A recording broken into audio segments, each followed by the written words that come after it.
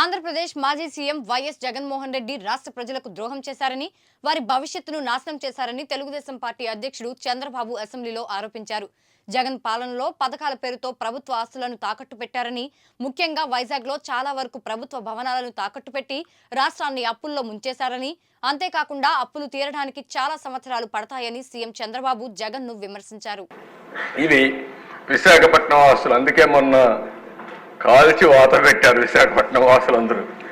ఈరోజు మీరు ఇక్కడ చూస్తే గవర్నమెంట్ పాలిటెక్నిక్ కాలేజ్ 24 ఎకరాలు 359 కోట్లు తాకట్టు పెట్టారు. డైరీ 30 ఎకరాలు 309 కోట్లు తాకట్టు పెట్టారు. గవర్నమెంట్ ఐటీఐ కాలేజ్ 17 ఎకరాలు 270 కోట్లు తాకట్టు పెట్టాడు.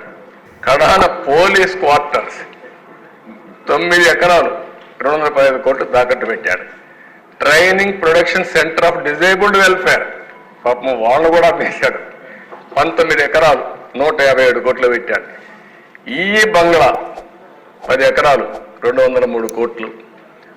R&B క్వార్టర్స్ 3 ఎకరాలు 99 కోట్లు. కడాన రైతు బజారు కూడా వదిలిపెట్ల 4 ఎకరాలు అంటే 90 కోట్లకు తాకట్టు పెట్టాడు. సర్క్యూట్ హౌస్ మనం ఉండే అప్పుడప్పుడు పోయి ఉంటారు, దాన్ని కూడా 3 ఎకరాలు 40 కోట్లు పెట్టాడు. పీడబ్ల్యూ ఆఫీస్ 4 ఎకరాలు 79 కోట్లు. కడాన సెరికల్చర్ 6 ఎకరాలు 47 కోట్లు. తహసీల్దార్ ఆఫీస్ సీతంధార 1 ఎకరా 34 కోట్లు. ఇంకా మిగిలినవన్నీ వీళ్ళు కబ్జా చేశారు, ఇవన్నీ తాకట్టు పెట్టారు. 1940 కోట్ల రూపాయలు విశాఖపట్నంలో ఆస్తులు తాకట్టు పెట్టారు. ఒక 40,000 కోట్ల ఆస్తుల్ని కబ్జా చేశారు. ఈ రెండు అదే క్యాపిటల్. సుందర అందమైన పేరు. నెక్స్ట్ ఈరోజు మీరు చూస్తే లోకల్ బాడీ ఫండ్స్ నేను చెప్పాను, గవర్నమెంట్కి వచ్చిన డబ్బుల్ని 1453 కోట్ల రూపాయలు ట్రాన్స్ఫర్ చేయలేదు, వాళ్ళకి ఇవ్వలేదు. ఇంకొక పక్క పీడీ అకౌంట్లో లోకల్ బాడీస్ డబ్బులు లాస్ట్ 5 ఇయర్స్ ఉండేదాన్ని 1689 కోట్లు. ఈ రెండు కూడా లోకల్ బాడీస్ నుంచి మొత్తం డైవర్ట్ చేసుకున్నారు, 3142 కోట్లు. డిస్కామ్స్ మొత్తం 2126 కోట్లు డైవర్ట్ చేశారు.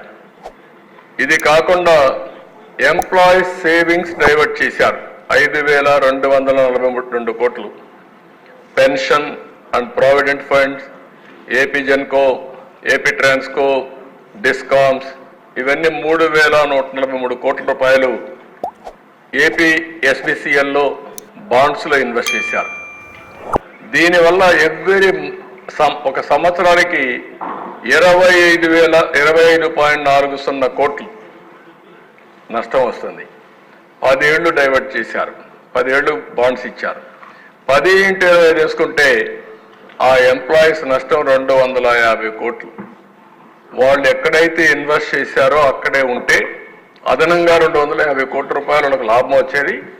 అలాంటిది తక్కువ ఇంట్రెస్ట్తో 250 కోట్ల రూపాయలు నష్టం చేసే పరిస్థితికి వచ్చారు.